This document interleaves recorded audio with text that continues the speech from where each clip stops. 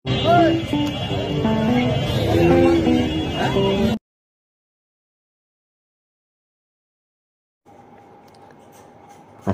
আলাইকুম, আমি সৈয়দ রিফাতুল ইসলাম। আজ নড়াইল জেলায় লোহাগড়া উপজেলার দিঘলিয়া ইউনিয়নের একটি পশুর হাটে উপস্থিত হয়েছি। আপনাদের আমি হাটের পরিস্থিতি সম্পর্কে জানানোর চেষ্টা করব।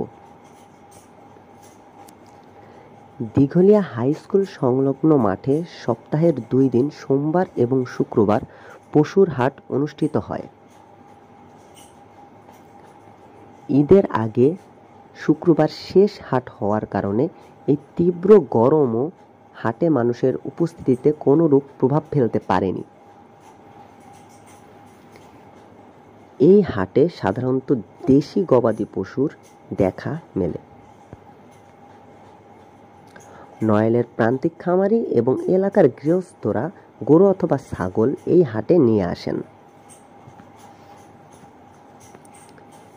বিক্রেতাদের সাথে কথা বলে জানতে পারি এবছর বড় গরুর তুলনায় ছোট এবং মাঝারি গরুর চাহিদা বেশি। খামারিদের অভিযোগ, গবাদি পশুর খাদ্যের মূল্য বৃদ্ধি হওয়ায় এবছর তারা কাঙ্ক্ষিত লাভে পৌঁছাতে পারছেন না। এছাড়া মানুষের ক্রয় ক্ষমতার সমন্বয়হীনতা এবং হাটে প্রয়োজনের তুলনায় অতিরিক্ত পশু আসা তাদের লোকসানের কারণ হিসেবে চিহ্নিত করছেন।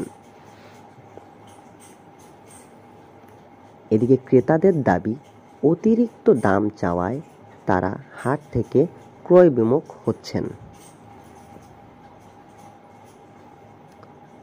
তবু ঈদের দিন যত ঘনিয়ে আসছে, কোরবানির পশুর দামও ধীরে ধীরে নিম্নমুখী হচ্ছে। ফলে ক্রেতারা পছন্দ মতো গরু দামাদামি করে কিনে হাসি মুখে বাড়ি ফিরে যাচ্ছেন।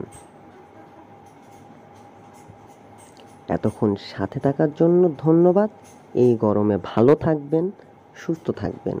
সবাইকে অগ্রিম ঈদ মোবারক।